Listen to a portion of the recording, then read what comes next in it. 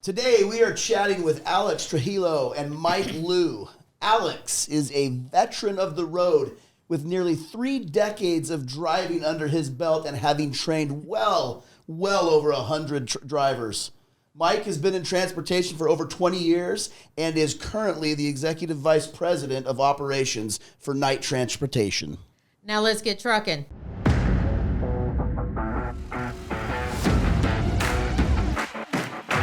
This is Beyond the Rig. All right. Well, Mike, Alex, welcome. We're pumped to have you guys here today. Thank you. I think we got a great show and got some good questions for you guys. But before we get started, I'm going to tell a little story about Alex. Oh boy. Yeah. So I ran SoCal for only about 4 months, but got to know Alex when we go out to the terminal out there in Fontana. And this story I think gives you a great representation of who Alex is as a person. So we were out there for Driver Appreciation Week, and I was out in the driver's lounge chatting with some of the drivers and just kind of getting things set up. And Alex walks into the driver's lounge, and there's a bunch of people there, and he says, "Hey, who's been using the showers and the facilities in here?" And all these drivers raise their hand, look at him like, "Oh, geez." And he goes, "Don't you think you could clean up after yourselves a little bit better?" So that, I forget her name, but she was doing the janitorial stuff and cleaning. Doesn't have to clean up all of your messes. And he was very calm. He wasn't loud. He's just like Alex. And they all just shook their heads, yeah. And they got up. They went and cleaned up after themselves. Oh, so wow. that this poor girl that was in there cleaning didn't have to clean up all of their messes and stuff that they left around. And it was Diana. That was her yeah, name. Yep, that's right. And it was at that point where I got to know Alex a lot better, and I thought, man, what a stud that just walk in here all calm. Now, granted, he's been around a long time, so for him, he knew that, hey, these guys know I'm a veteran and they're going to listen, but that's just the demeanor of Alex. He's always looking out for others and making sure that whoever's doing their job, whatever their job is, that they get the best from everybody else. So, Alex, thank you for that. I think it's awesome. I'm sure, was her name Diana or Diane? Yeah. Diana. I'm sure Diana appreciated that too. Oh, she sure did. She thought it was great. So Alex carries a big stick. You guys been around for as long as he has. I know. You are right about that. He's a legend. I mean, that's one thing I always try to do is take pride in everything that I do, and I feel everyone should carry themselves the same way. Yeah, Absolutely. I'm with you. I mean, we're all adults, so nobody needs to be cleaning up after a bunch of adults. You got that right. I agree with you there. Yeah, well, I'm with Alex and Mike, let's talk a little bit about the history of you two. How did you guys get to know each other in your work professions?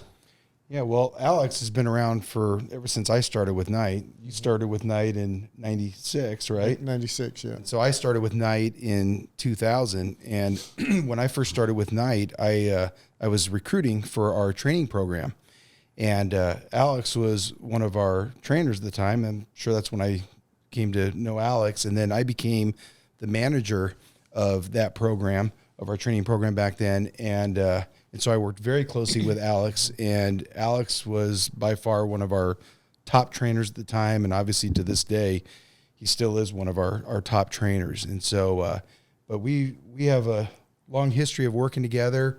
At some point, I ran our Southern Cal terminal for about 5 years, and Alex did a lot of L.A. and Arizona back and forth. And, back in those days, how many turns did you get back then? 5, sometimes 6. 5, 6 turns. How many turns do we get today? 4 maybe. 4 maybe. Yeah, maybe if 4. we're lucky. Yeah. Yeah, and so, but Alex has always been a staple, in the training and also just somebody that works incredibly hard and sets, like you mentioned earlier, sets a great example to the rest of our employees. Yeah. Yeah, for sure.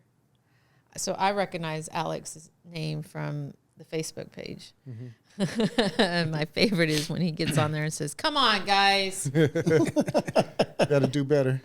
And so when you say this story of him with Diana, it immediately rang true on the We Drive Night, because I'm like, oh my gosh, I see him on this. I'm like, come on, seriously? Yeah. Or sometimes it's giving some great advice to the drivers, and that makes sense being a trainer, that you're giving them some wonderful advice on what it is that they can do to to be better at their business. Yeah. So you stay pretty active on Facebook then?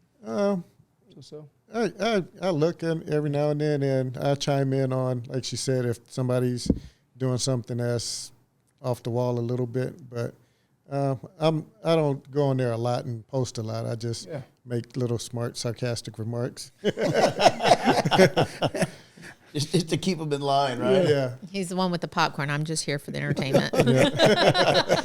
So you and Mike have such a rich history together. Talk about, and Mike kind of did too, but talk a little bit about that old school, that old crew that used to be Southern California and what it was like, and maybe you go into some of those relationships that you built with some of them and who they were, and just kind of take us through a little bit of that history. Well, back then, like in the old days, there was a lot of guys that we used to hang together and run together to keep each other motivated to get back and forth, over the years. And I still keep in contact with a lot of them, even though they're not here no more. Then Mike, we've had a close relationship, and, we see each other every now and then and keep things going. The old crew.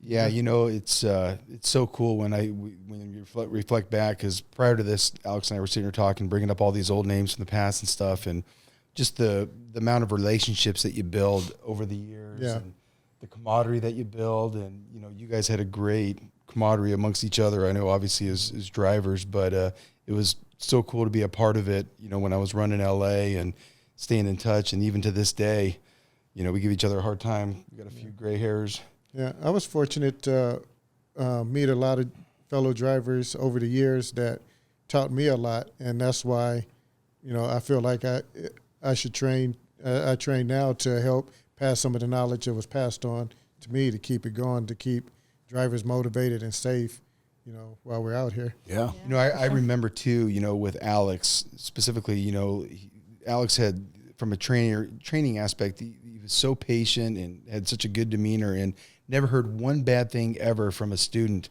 that that trained under Alex. But a lot of times, I can recall giving you some special assignments of students that may have struggled with other trainers, and I would send them out with Alex, and Alex would do a phenomenal job of helping those students. And so he's just a person that always took the time to help others, and he was so valuable, even as a terminal manager. Not just in the fact that he works hard and does a good job as far as, delivering loads on time and all that, but also just helping us develop the next generation of drivers. Yep. Right. Yep. Yeah. Right. And what's great is he still does it to this day. Yeah. 22 years later, right? Going strong. Yeah. So you started in 1996. I started with Knight in 96. Did you drive prior to that? Yes, when I first started, I started in 94. I started with Warner. Okay, so 94. So you've been in trucking since 94. Yep. So, Jeez, Alex, I graduated high school in 96. And I started driving school buses in 88. I was 18 and was driving school buses. Oh, wow. So you've been behind the wheel for a long time. Long time, yeah. 30-something years, 30 plus years. You went from school bus driving, dealing with children. What age? Kindergarten all the way up to high That's school. why he has so much patience. I was just going to say, with so students. So what was harder, dealing with students in the bus or dealing with idiot drivers on the road? Probably idiot drivers. For sure. I would say the same thing. That's pretty cool, though, to go from the school bus to behind the wheel. Yeah. What brought you to trucking? When school busing was an 8-month job, and so I did it for a few years, and then after we had our first kids, I felt like I needed to have something that was year-round, and so I like driving, so it just kind of ventured off into trucking. Yeah. Into trucking. Yeah, and been doing it ever since. So with the whole new generation of drivers that are out there right now, hopefully a lot of them are listening and watching. We know we've got quite a few. Talk to them about some of the changes that perhaps you've seen over the years. Because, 96 Oh, yes. to 2022, there's a lot of things. The internet came about in that time period. That's probably the main thing is the technology. Yeah. When I first started here at Knight, my GPS was a box on the floor with Rand McNally's and Thomas Guide map books and the fold-out maps The that you get from the rest guide, areas. yeah. And I had a big gulp of quarters for the payphones. And we didn't get text message or Qualcomm messages. We had to write down directions, shipper address, everything. And if you wrote it down wrong or missed the question, you had to call back. Payphone. Yeah, payphones. Hey, my kids. Gosh. I brought up a payphone the other day in front of my kids. Like, Dad, what's a payphone? What I'm is like, well, you that? used to have to stick a quarter in a phone to use it if you weren't at home. I'm like, what? Yeah. Well, just use your cell phone. Yeah, we didn't have Qualcomm, cell phones. Yeah, nothing. that's It was crazy. all. It was all write it down or call from the payphone. Good old days. Oh, man. Pagers. We had pagers. That's right. The Pagers. beeper. Yep. It was. I think maybe I was here 5 years or so before we got the first Qualcomm. Yeah. It was quite a while. And that had to be a huge change. Yeah. Right? And because I know most people don't like change. And so with the new technology, we're like, oh, it's so much easier just to look at this map, not have to worry about keying stuff in. Yeah. Yeah. Yeah, that's pretty cool. Yeah. And the first Qualcomm we got, it was about this big with a keypad on it. Was the keypad? So what did you just leave it on the ground, or did you have to put it on your lap when you stopped? It had a little what do you call it, holder that clamped against like the dashboard or something. Jeez. Humongous. Take up all the Huge space in the TV cab. monitor. Yeah. That's about how big it was, like a 13-inch screen TV. It was pretty big. That's nuts. All the way to what we have in the truck today. Yeah, the little tablet, the little Zonar tablet. So back in the day, I mean, now if you guys call into your dispatcher or driver manager and ask, hey, these directions don't seem right. Can you, whatever they need to do? If you need directions, what they do?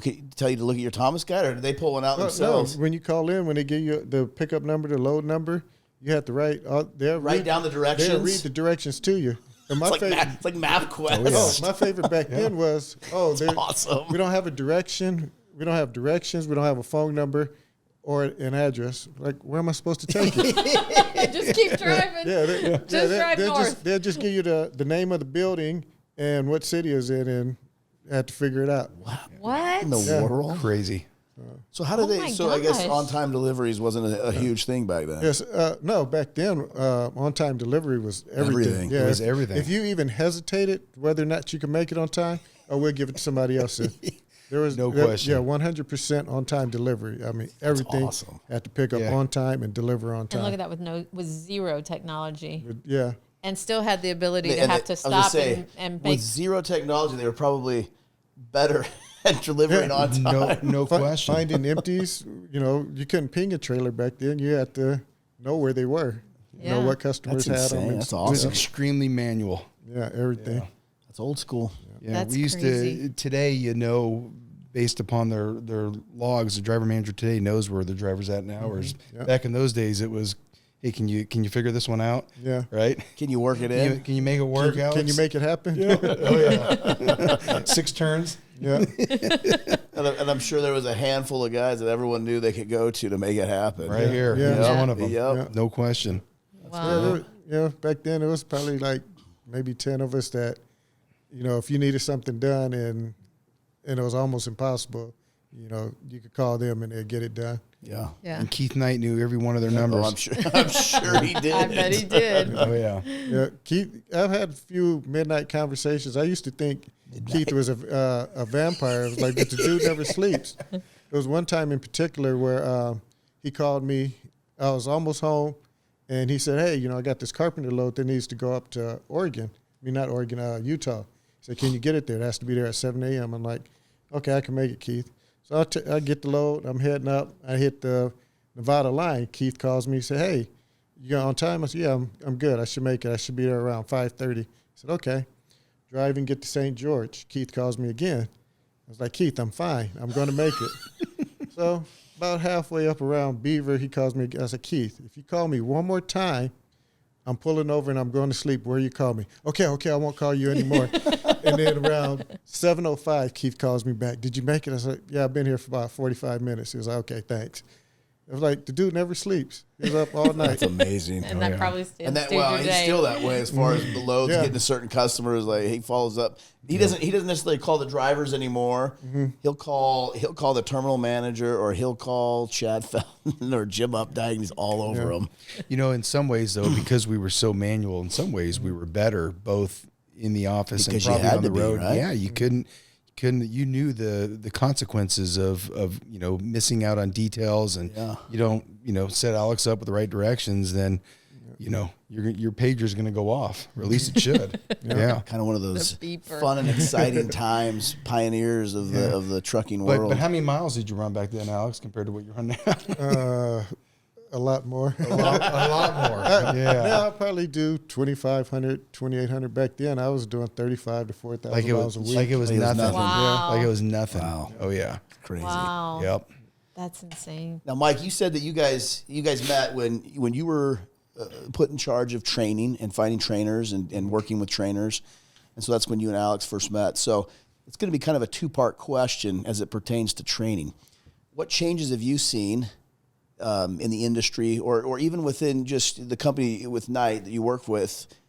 What changes have you seen in the training department and how that's evolved over time? And I know it's always evolving, but kind of where it was to where it is now. Yeah. And then we'll ask Alex, what changes have you seen in the way that we've trained people to where we do it now, and kind of the evolution of trainers?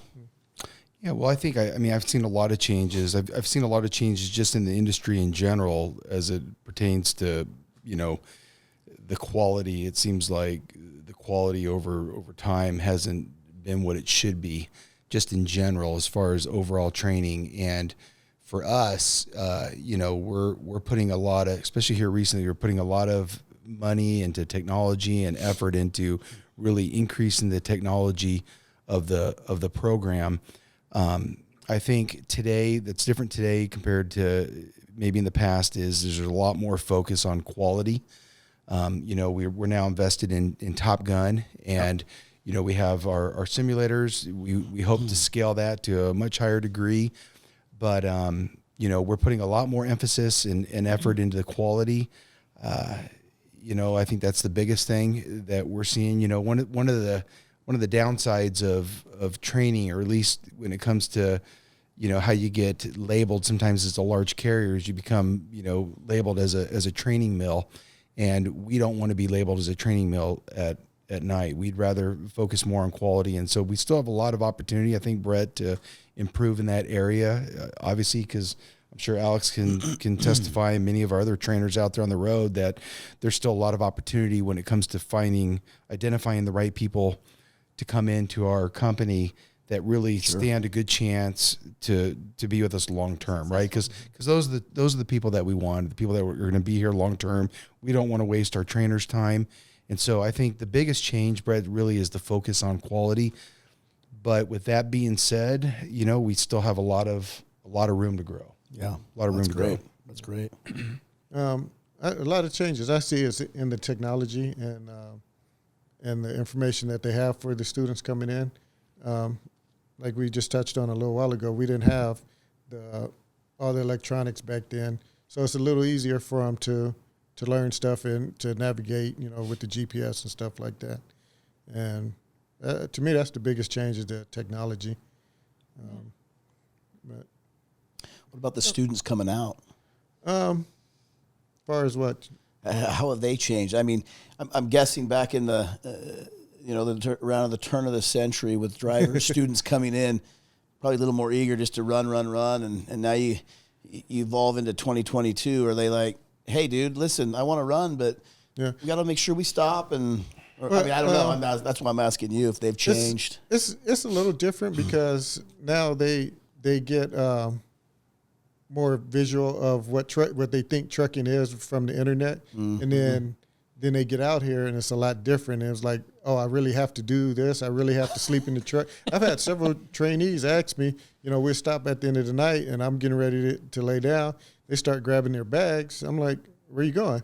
It's like, are we going to the hotel? I'm like, no, for what? So where are we going to sleep? I was like, well, I'm sleeping on the bottom bunk. You sleeping on the top bunk. So, it's just, a lot of misinformation sometimes from what they see on TV on the internet. Sure. So they come in with already an idea, and now you have to sometimes crush that dream. Yeah. Like, Or shift their mindset. yeah, right? There you or go. kind of Shift shift their their mindsets. You know, a lot of them think, oh, I'm only going to drive the day shift. I'm like, there's no day shift. There's no night shift. It's just We're work. driving. Yeah. Yeah. It's like, oh, you know, we don't just drive 9 to 5. I'm like, no, we drive 24 hours a day if need be. You know, so. Yeah. So the driver obviously has changed a lot too. Well, they're probably more tech savvy, Yeah. right? Yeah. Oh, that's sure. true too. Yeah. I'm sure Yeah. if you pulled out a Thomas guide and handed it to one of them, they'd be like, what? What Yeah, is this? yeah, they- You want me to do what, Alex? They were like, you want me to stand on this to reach something? What is this? What is this book for? you want me to sit on this from higher in the seat? That's funny. Yeah. Even I know my children. Even today, we happen to be talking about atlases, and they're like, "Yeah." They said they were talking to a friend of theirs who said that their parents used an atlas, and they're like, "Do you even know what that is, Mom?" And I'm like, "Yeah." Like, you don't know what that is? I've failed as a mother. How do you not know what an atlas is? Everything is so accessible now on these smartphones, mini computers, really, Yeah, that you don't see the door-to-door encyclopedia salesman anymore, and it's true. all you get, just type it in. Just type it in. Or You don't need Google it. A few months back, it was the first time I actually seen it. I was pulling into a truck stop and I was backing up and I looked over and it was a driver. He actually had a Rand McNally on his steering wheel and he was looking and I said, hey, man, do you mind if I take a picture of you? He started laughing. He goes, yeah, I know I'm a dinosaur. I was like, man, I haven't seen nobody look at a map in, Awesome. at least 5-6 years That's awesome. or longer. So I can tell you, before the satellite radio came out, you still had your cell phones, right? And so you would use your cell phone to travel. We're military, and so you have to drive from base to base. And although we had the cell phone, sometimes you lose signal, and so we had to survive off of the atlas. So as a habit, which I know I'm aging myself, but as a habit, I always, in the trunk of my car, whatever car we travel in, there's always an old atlas in there because you just never know when you have to pull that out. Now with satellite, you should never have to pull it out. But You never know. I've been in a situation where you're like, oh my gosh, we don't have signal. What are we going to do? No, don't sweat it. Just grab the atlas, open it up. We're here. This is where we need to go. No problem. Can you imagine if satellites went down? I No. was just thinking of that. Like, if something were to happen to all the satellites, people would not know what to do. They would be at a complete loss. Some drivers probably couldn't make it out of a parking lot if their GPS went down. Probably right. Yeah. Yep. A lot of regular four-wheel drivers as well. Yeah. I know I personally use Waze, but I use it more for the police. Speed checks. Speed checks. I love when they tell me there's a police present. Yes, I see him. He's there. He's there. You're not supposed to talk about speeding on this show. Look, I'm just being honest. So to be fully honest, how many tickets have you gotten? I've only ever gotten 2 tickets, but neither of them were for speeding. We don't want to How know. about that? That we don't want to know. And I'm sure if you ever do get pulled over, the tears, I have the batting never. of the eyes. Oh, thank you for the warning, officer. I have been pulled over many times. Here's one for you. I was riding with my sister. She got pulled over because she ran a red light, and she started batting the eyes, and he's like, okay. But the cop looks over, he goes, sir, can I see your ID? I was like, for what? He said, you don't have your seatbelt on. And gave me a ticket. I got to get some revenue out of this That's stop. awesome. I'm like, dude, she ran the red light, and I'm getting a ticket. Telling you. I was like, Like, I took my seatbelt off yeah. I was like, when you walked up. It's pathetic how you guys get out of those. Yeah. I've even tried batting my eyes with like a didn't female work? officer. Oh, she's ready to punch me. Nice try, buddy. Here's your ticket. Yeah, I've been pulled over a lot of They're times. tough. They're tough. Only 2 tickets. Yeah. Well, Alex, yes. if you were talking to trainees now, they're coming into the industry, what would you tell them? What advice would you give them? Trainees. Trainees? Yep, students. To learn as much as they can, be mindful of everything that you do. You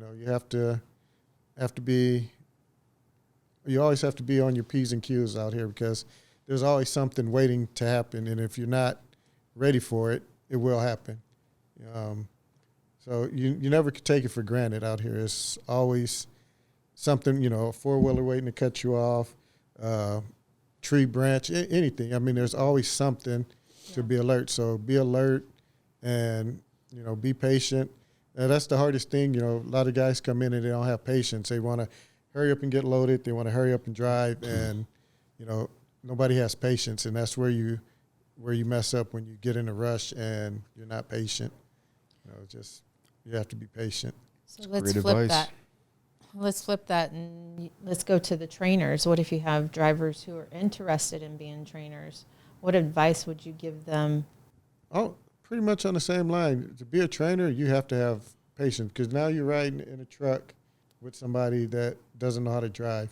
And the worst thing you could do is make them nervous, because they're already nervous because they don't know what they're doing. Mm-hmm. And if you're yelling at them and, constantly picking at them, they're going to tense up even more, and they're not going to see something coming or, notice a road sign or something. So it's, again, patience is all about being patient and, taking your time and teaching them how to take their time and be patient with and notice everything that's going on.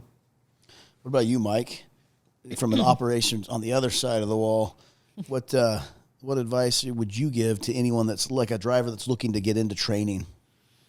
Well, I think that number one, they can certainly make more money, right? Yeah. But I think the other thing too, it speaks to what Alex says. You can tell Alex cares about his students, and I would say that we want trainers that care about wanting to develop our drivers, right? And they've got to have those qualities as far as patience, and they've got to care about people in general.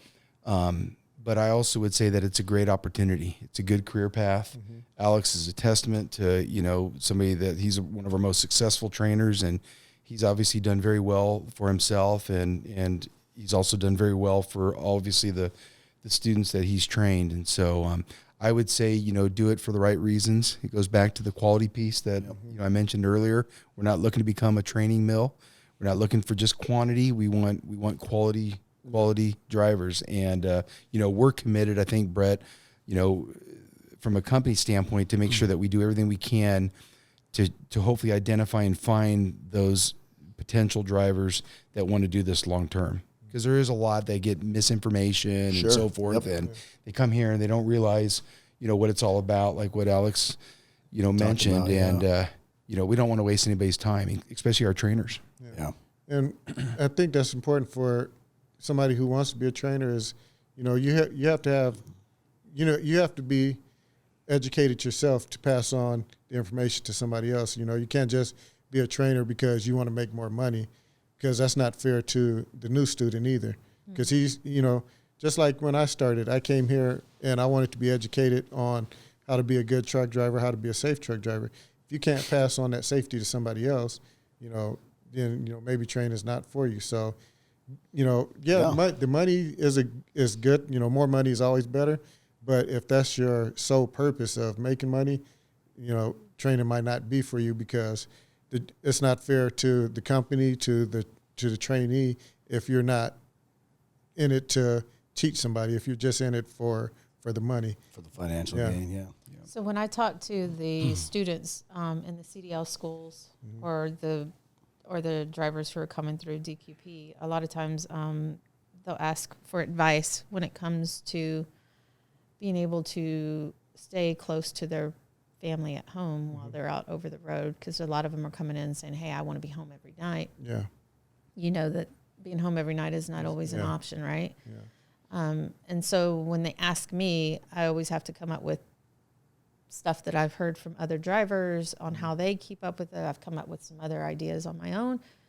What ideas what things do you do in order to keep up with family at home while over the road? I try to work with my wife as much as I can to have like a schedule. She keeps me updated on what was going on with the kids, and what events is coming up, and then I try to coordinate it with my DM to let them know. Look, I try. As soon as my wife tells me, hey, there's a back to school or football game or something like that, the minute she tells me, I tell them, hey, on the 25th of next month, I have this. So they have plenty of time to, help me set up to make sure I'm where I want to be. Because, for me, family's first. So the job is to help provide for my family, but me, I need to be there for my family. So just planning and communication, and, with your family members and with operations is, you got to tell both sides, okay, this is where I need to be, and this is when I need to be there, and to make it happen. It's always communication. That's had to change over the years too, Well, huh? yeah, but and Alex has been, I think he's done a very good job. I mean, I'm sure there's been some hiccups along the way, but in managing his work with the family, I know you've got 4 or 5 kids, Alex? 5. Yeah, you got 5 kids, man. There's something going on all the time. Yeah. So I'm sure there's a few things where you've had to manage that and say, sweetie, I'm not gonna be able to be there to this, but I'm certainly gonna be there for this. And sometimes you have to prioritize. Or it's like, okay, is this something I have to be there, or something, you just want me to be there because that's what we do. Yeah. So sometimes you have to prioritize.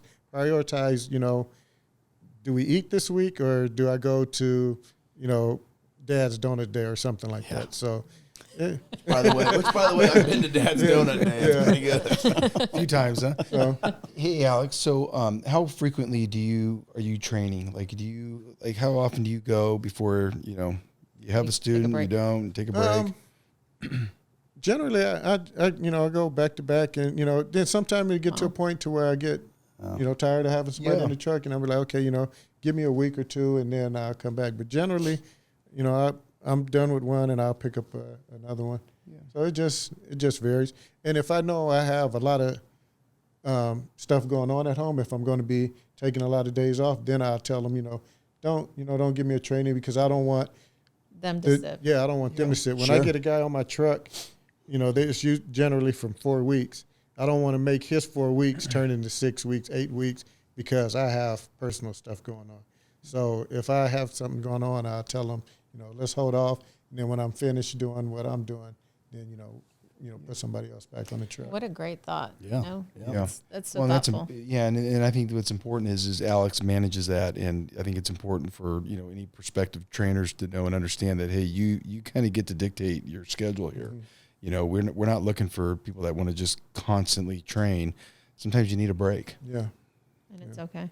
And it's okay to take that break. You need it sometime. You do.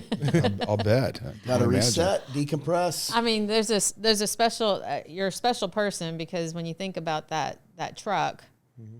I mean, it's not huge. No, not at And all. now you're sharing that truck with somebody you don't know for 4 weeks. And then most people that know me, about how I keep my truck. Everything has its place. Everything has to be clean. A lot of times when I have a student, when they're driving, I'm looking around, I was like, oh, there's dust right there. And I'm like cleaning off the dashboard and stuff while they're driving. So it gets tough, especially when you're like me, to have somebody in your space. Oh, like, yeah. you see them set something down, you be like, you're going to get that? That's not where that How long goes. are you going to let that sit there before you move it? You got a thing of Clorox wipes in your cup holder? Yeah.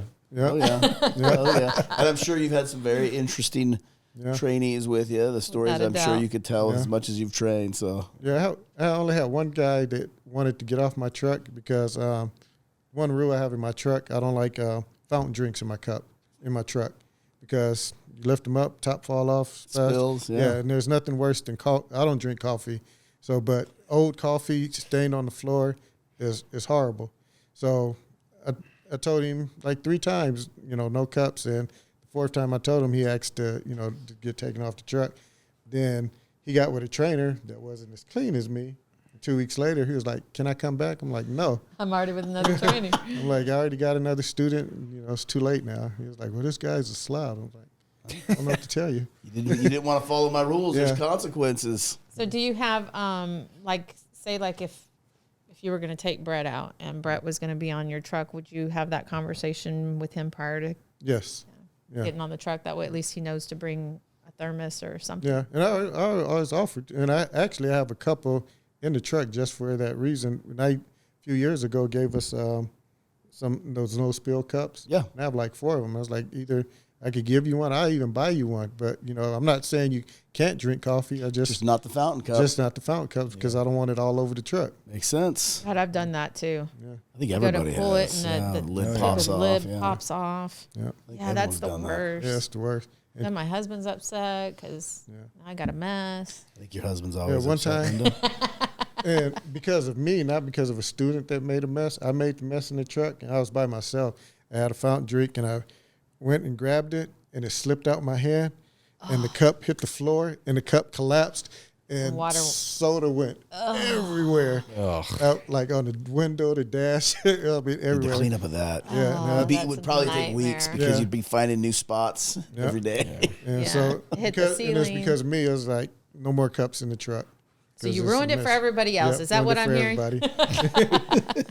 So I'm gonna shift gears just for a second. We can go back to the training, but I just want to ask you a personal question.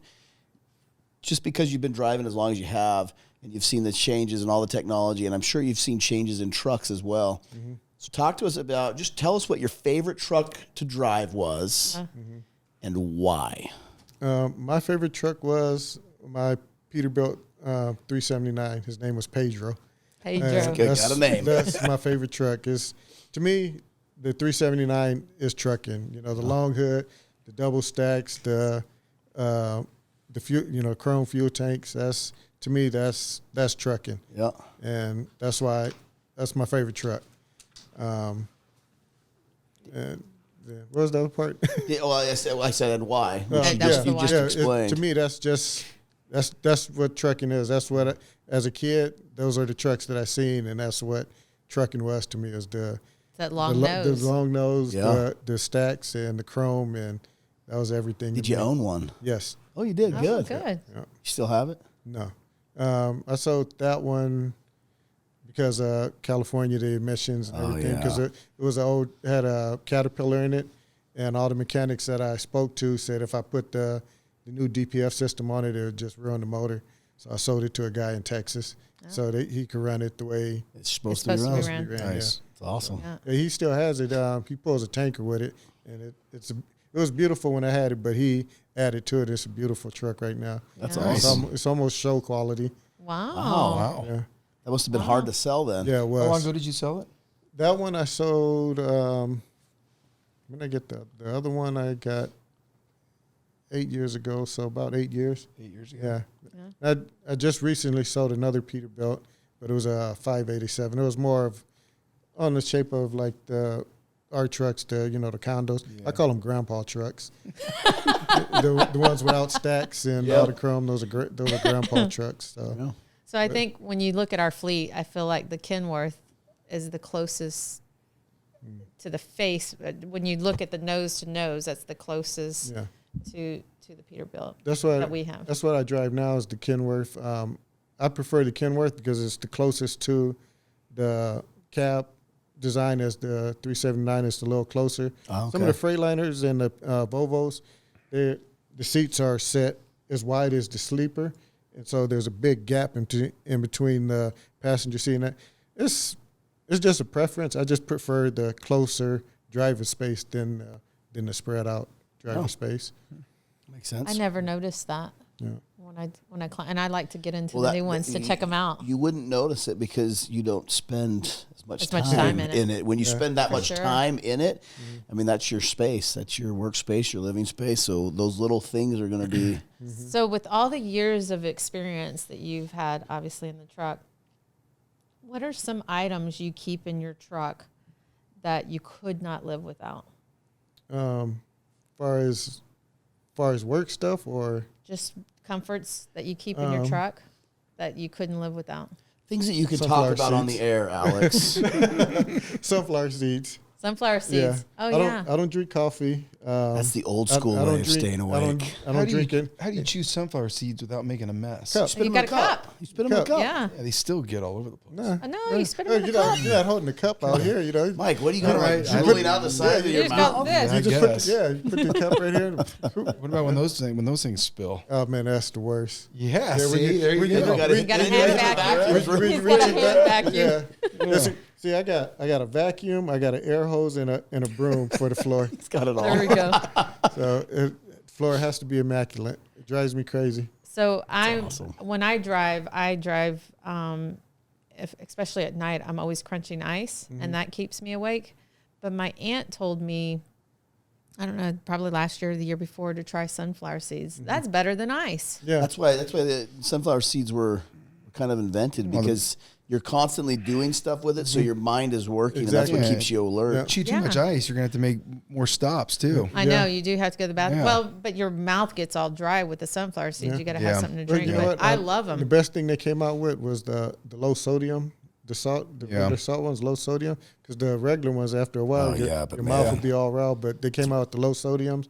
Man, you can chew 3 or 4 packs in a night. Yeah, but let's be honest. Throwing those salty Davids, Yeah, that's the best. yeah, So what it I does like to grind your do, mouth up though, pretty fierce. yeah. I have to take the salty ones, and then once your mouth does all that, then you go to the low sodium, because I don't like the low sodium. Like there's something about the salt is Just just keep going you through know the what? salt till you get big canker sores. It works out great. You know what? That's what it is. Because when I switched from the regular Davids, the salted ones, it was like somebody rinsed all the salt off and gave you you're some. like, what is this? But after a while, you get used to it. And then one day they didn't have any of the low sodiums, and I got the other ones. Oh, it's too and salty. My jaws almost locked. I was like, oh, it was like too much salt. That'll keep you awake too. I was like, man, these things are salty. I mean, I ate like 3 of them, and I was like, I had to stop. I was So like, we have a terminal, Nashville. Nashville is always eating sunflower seeds within the terminal, but they eat Biggs.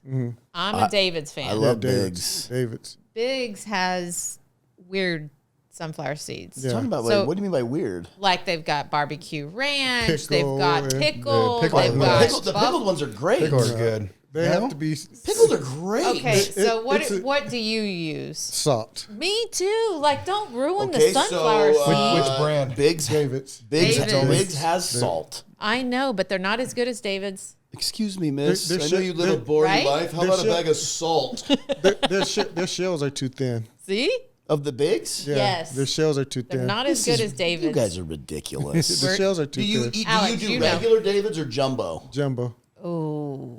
Now, jumbo Davids I'm good with because I like them bigger. But this girl right here, I guarantee, is just a plain Jane regular Davids that came out in like 1902. Just so you know, I prefer the jumbo. And you don't do Davids has ranch. I don't do. Has barbecue. Don't mess with No- the no sunflower flavor. No, I'm seed. all about the flavor. I Don't love- mess with I the love sunflower flavor. seed. It's a sin to change sunflower seeds. They should be salty. They should Time stay out, time original. out. How is that? I'm a little offended right now. That's okay. How You'll is- get over How it. is that a sin? Because The evolution of the sunflower seed and Sin. the flavor that you get when it goes into your mouth. Look. The amount it's supposed to be like a salt. circus of flavors going on in there. And it it just shouldn't dances be. around. And should it be. shouldn't. It should be salt. it should be a sunflower seed and salt. It should be like this. I don't know how Afterwards. you can chew those low sodium Boring. ones out. Yeah, those low Yeah, sodium ones are it's- disgusting. No, it takes some getting used to, but after a Better while, for they you, though, take- that's yeah. It's like it's They like are better for it's you. like rolling seeds in the dirt and picking them up and eating them. It's true. Yeah. It's true. You get used to them after a while. Yeah, Yeah. but I do agree that I do like David's jumbos. I like Bigs. I don't No like Big. this. I don't like Spits at all. No. Spits just weird. Those to are me. those are little ones, right? Yeah. Yeah. Yeah, I don't like Those are Spitz weird either. to me. Yeah. But I did. But those are they're Canadian companies, so Yeah, the it's Spitz not one, shocking. the that they're Spitz one, awesome. you end up having to eat the shell and everything because when you bite into it, Yeah. it just Right. Like, just disintegrates. just explodes. Yeah, I'm with Well, you. well, Alex and I agree. Well, anyways, Sorry, we you're on just the got outs. No, Mike agrees. Look, you need flavor. No, Mike's. Gotta have some flavor. Thank you. You- original you are want good, flavor too. I don't too. mind salt, but the flavor, I go with flavor Those over are any salt. of it. The low Yeah, sodium, though, I don't know gotta about have that. salt in the mouth. Yeah, Gotta I have agree. If you're having sunflower seeds, there's no. I'd rather suck on a salt cube than eat raw sunflower seeds with no flavor. I'm with you. Yeah. I'm with you. All right. Yeah. Good. I'm glad we got that covered. All right, Alex. Back to I want to go back a little bit to the relationship side of things. You and Mike had a great relationship. How did that relationship with behind the scenes, the operations folks? Talk to us kind of about how those went for you. How do you establish them? Walk some of these listeners through why you want to have a good relationship with your dispatcher, your terminal manager, those that are involved with really helping in your Keep your truck success. Yeah. For me, it's like with Mike, and all the guys that I've worked with over the years, I have to trust you or I'm not, that's just how I am because I take pride in what I do. And if I'm going to put myself out there and break my back for you, I have to trust you. If I have an issue, I have to know you're going to have my back. Just like I have your back when you have a problem, you got a late load or whatever it may be. And so that was always important to me to trust the people that I worked with. So I always was able to make, have good relationships with everybody that I worked with. And I've been fortunate, here that everybody that I worked with were generally good people, and they had the same goals in mind that I had, with the work and getting everything done. Yeah. So, but it goes back to communication and patience. You have to communicate what you're willing to do, what you're not willing to do, and then what you have to communicate with them to understand what they want from you and expect from you. So it's all about communication. Love it. Love it. Yeah, for sure. Anything to follow up on that, Linda? No. Then let's go to Michael. Well, real quick. So Mike ran Southern California for 5 years? 5 years. And it's my understanding, Alex, and you don't need to correct me if I'm wrong, but it's just my understanding that when Mike ran Southern California, he brought this level. He brought this level of mojo up, and then and everybody knew who Southern California was. And Mike Lou was at the top of his game, and everybody loved him. And then Southern California, maybe about last 2 years, year and a half, Mike, it just kind of slid a little, and then they put Mike into something else. So they brought other people in, and it just kind of Southern California never recovered until here we go. Until they asked Lift your one feet. person. It's gonna get deep. They asked one person to come in and help out. Half a year. All I needed was 4 months, Mike. That's all I needed, and bam, the mojo was infused back into SoCal. I don't even know running. if he qualifies as even being a criminal manager, being in the job for only 4 months. Well, but Alex, they took me from Phoenix because things were flying over in Phoenix, and Mike was like, "No, that's got to be SoCal." It was so bad that he only stayed 4 months. Yeah, they kicked him out of there. And then got rid of him. I'm just teasing. Alex, I don't even know what to say to this. I'm more or less harassing Mike. Southern California, from every driver I've ever talked to, when Mike was running it, has only said it was the greatest time. Everybody knew who we were. They respected us. We just had mojo.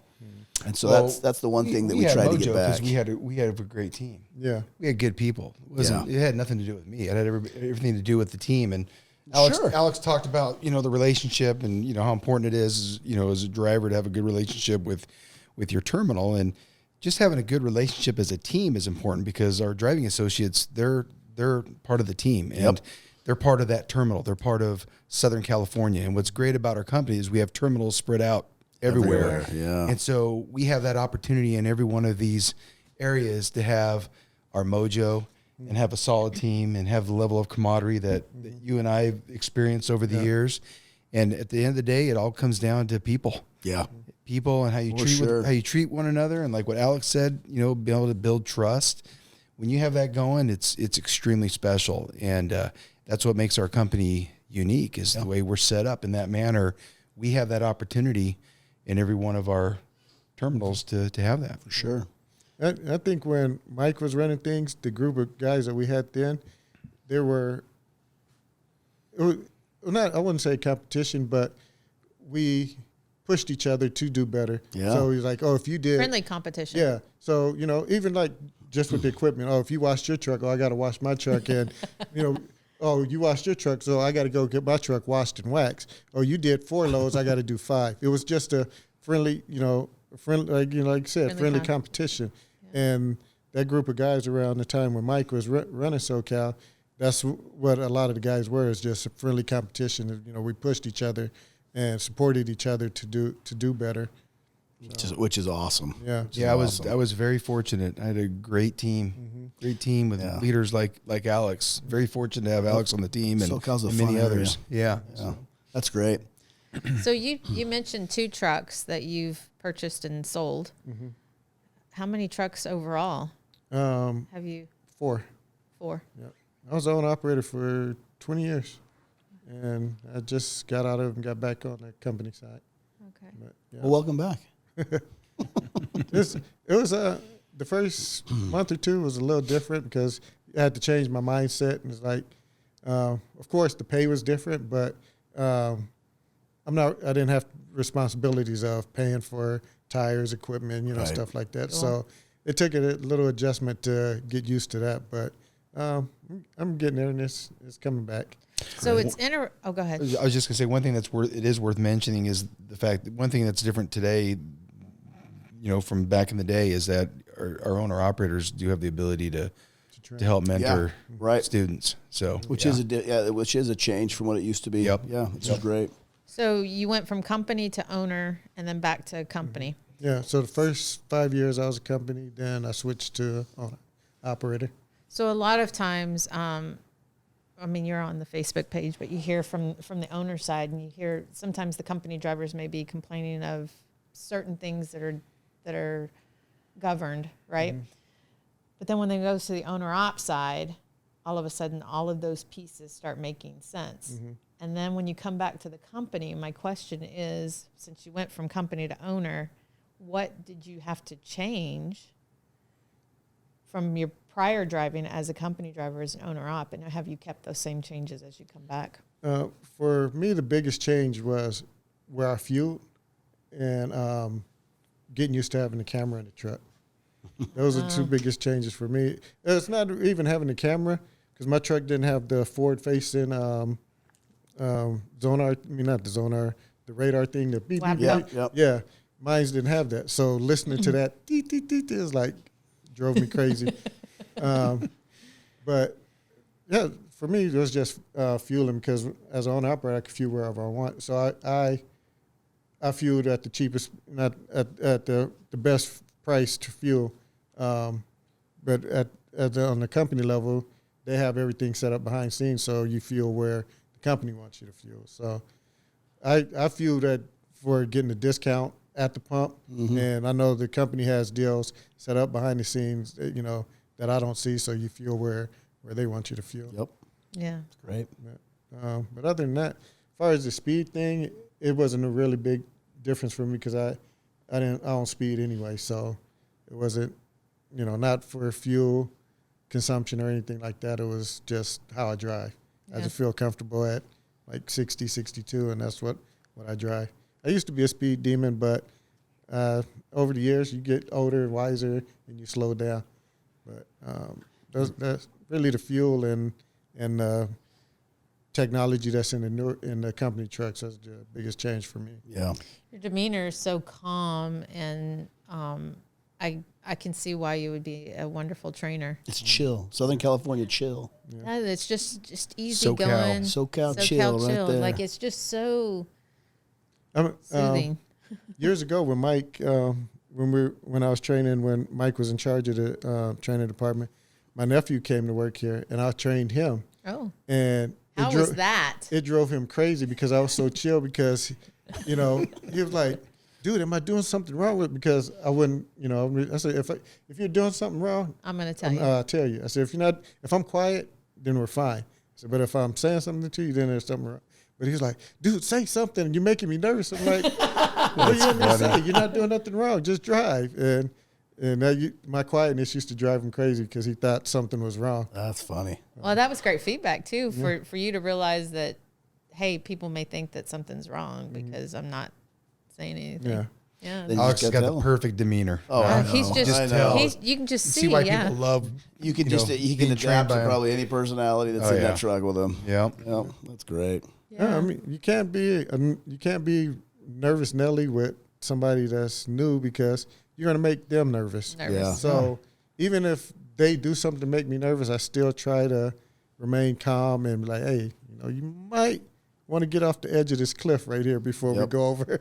Yeah. And, so I try to stay calm, because I know if I get nervous, then they're going to be 3 times as nervous as I am. Yeah. For sure. Great advice. For sure. Well, with the change in the economy, right?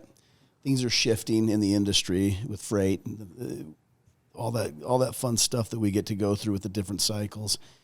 Mike, I guess this question would be more suited for you right now. How are you guys positioning yourselves right now as a company to prepare for that shift and be able to pivot as needed as you kind of head into a different environment when it comes to freight?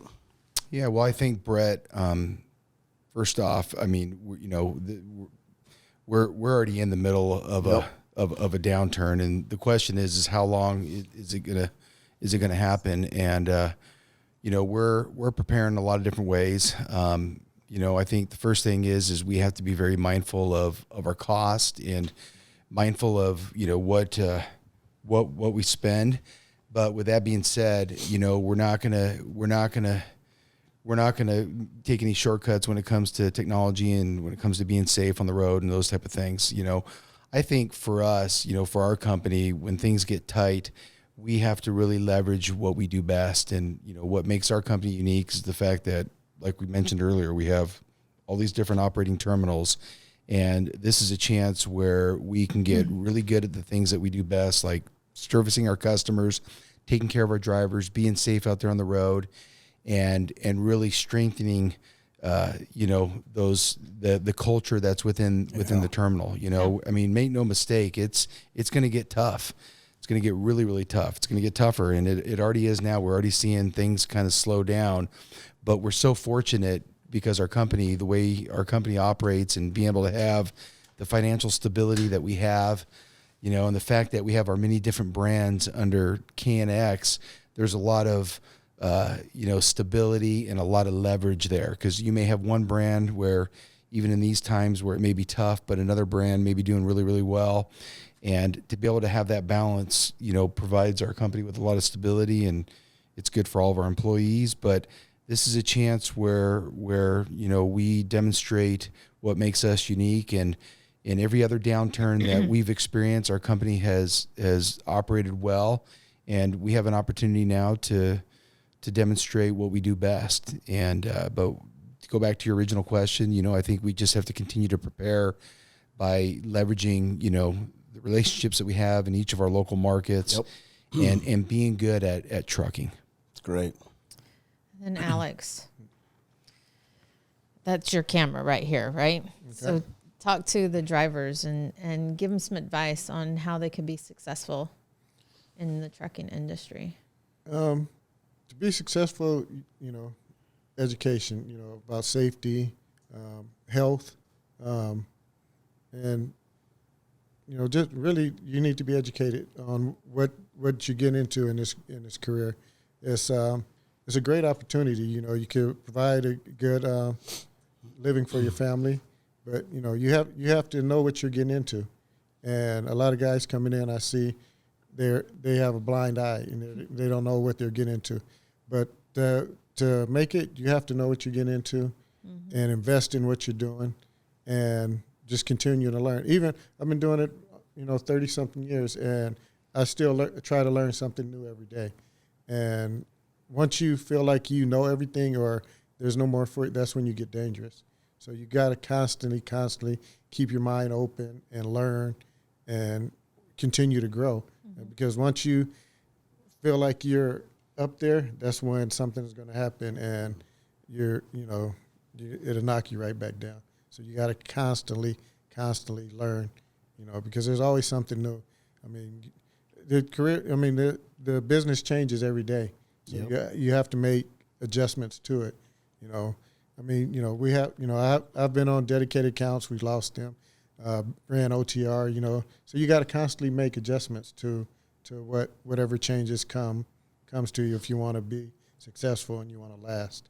That's great. You gotta have to have a strong family at home, right? Oh, yeah, you definitely have to have a support system, because you can't be driving and arguing with somebody on the phone at the same time, because it just doesn't work. Yeah. Because you're going to miss something that you should have caught. And for sure. Yeah, you have to have support, and you have to be strong-minded, on your own without having to rely on somebody else, because you're in the truck by yourself. So you have to be independent. You have to be able to think on your own, make adjustments on the fly.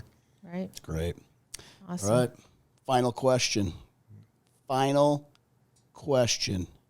It's going to both of you. We'll start with Mike. We'll finish with the marvelous Alex. If you had the ear of every driver in America, I'm talking everyone, what piece of advice would you give them? Well, I think Alex, first off, gave very good advice as it pertains to their job. But if I had the ear of every driver in America, I think the biggest thing I would say to them is expressing our gratitude for what they do. You know, they truly have, you know, one of the toughest jobs, you know, in our country. And so I think, Brett, you know, expressing our gratitude and you know, for what they do out there on the road, that would be probably the biggest thing that I want to convey. This guy right here could probably give him the best advice. Best advice, you know, take pride in what you do. You know, invest in yourself, invest in, you know, with the company, and just, you know, take pride and move forward, and you'll be successful. I mean, having pride in what you do can go a long way and make you very successful. Yeah. Awesome. It's a great career. When I came in, I didn't know what to expect, but I was able to build something and, you know, take it a long way, you know, and that's meant a lot to me. So just take pride in what you do. Love it. Yeah, after Love it. Good stuff. all these years later, and you're still driving. Still going strong. Yeah. Well, Alex, Mike, thank you both for being here, especially you, Alex, for coming in town and being a part of this. For coming off the road. Yeah, we truly appreciate it. This has been fantastic. It's been good to see you again. We're glad you're here. Thank you for having me. Thank you. And to all of our listeners out there, whether you're listening, watching, thank you for being a part of Beyond the Rig. We hope you found this informational.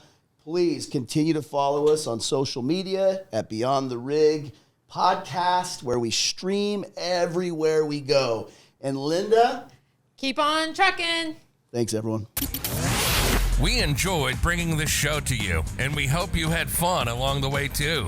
We're going 10-10 for now, but you can catch us on the side on YouTube, Facebook, Instagram, and Twitter at Beyond the Rig and Drive Night. Until next time, be safe out there and keep trucking.